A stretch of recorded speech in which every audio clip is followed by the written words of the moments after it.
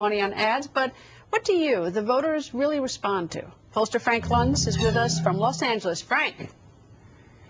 Well, Greta, 80% of the advertising that's on the air now in politics is negative. They're really trashing each other. And so I thought it would be appropriate this evening to show a couple of positive ads that are really doing well in the states that they're running in. Let's start with Colorado, a swing state, leans Republican, but the Democrats have won it in the last presidential election.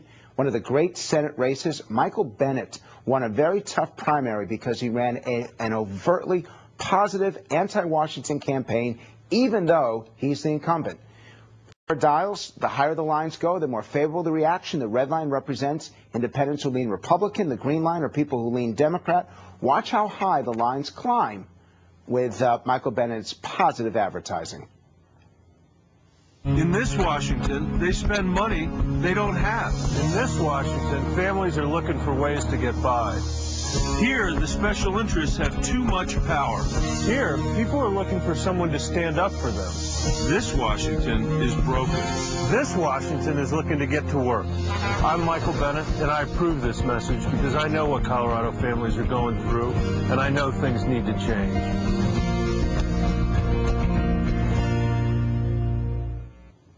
This is one of those cases where both Republicans and Democrats agree that there's the Washington that they don't like. It's this wave that we see happening that you've talked about so often on your show. One of the most effective positive ads because Michael Bennet puts himself on the side of being a challenger, even though he's the incumbent. Now, we've got a similar situation in New Mexico. An incumbent Democratic governor is stepping aside after 2 terms. Susana Martinez decided that she would run a positive campaign rather than negative, and she's focusing on education. Watch how well both Republicans and Democrats respond to this message. Richardson Denish failed our schools. We're 49th in education, and nearly 40% drop out. Diane Denish wants more time. We need change now. I'll take money out of the bureaucracy and spend it here in the classroom, where it can make the most difference. But money alone isn't the answer. We have to end the culture of low expectations. Stop accepting failure. Susana Martinez will end social promotion. No more sending kids to the next grade without the basics. With bold reforms, we can bring real change to New Mexico. So she talks an education agenda that the parents of New Mexico support. Doesn't matter whether you're Republican or Democrat. You want changes to education, and you want the message she's communicating. Frank, you said 80% of the ads being run now are negative because they're effective. What's wrong with us that we seem to be, the negative ads are the ones that really sort of connect with us and have an impact on us? Well, we deny that we respond to negative advertising. We will assert, and I have this issue when I do all these focus groups, that they will say, oh, I don't listen to the negative ads, but in fact they actually do. They respond to the negative because they assume the worst about people. Greta, the problem is we're so angry, so cynical, and so distrustful, and in some ways we got a right to be, that we only respond to those who keep feeding this negativity. And I'll tell you, a positive ad, a really good positive ad, is exactly what the American people want right now, but it's not what they're getting from their politics today.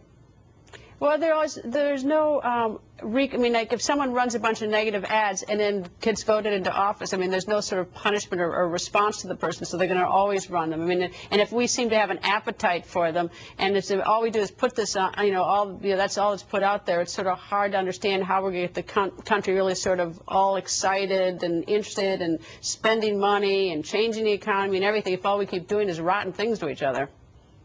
But remember, Barack Obama ran one of the most positive campaigns of the last 20 years.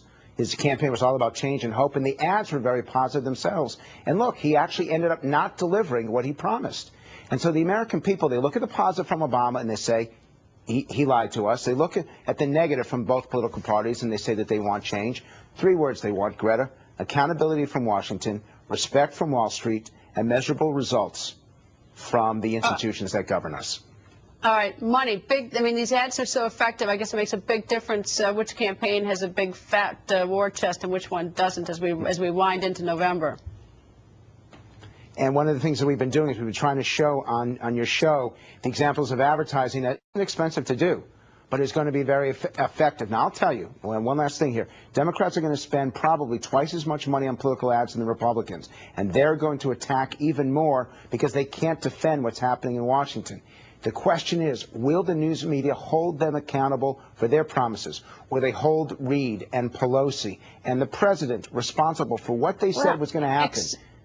Except that we accept the money for these ads while we criticize them. I mean, there's a little bit of that. I mean, it's like, what do you mean hold them accountable? They help, they help pay our bills. And the truth is that the American people sometimes, they want to vote for the person that promises them the moon, and what they really should be doing is voting for accountability. And one last thing, if you, who's watching right now, want to participate in one of these Fox News focus groups, if you want to dial and react to these ads, all you have to do is come to theworddoctors.com.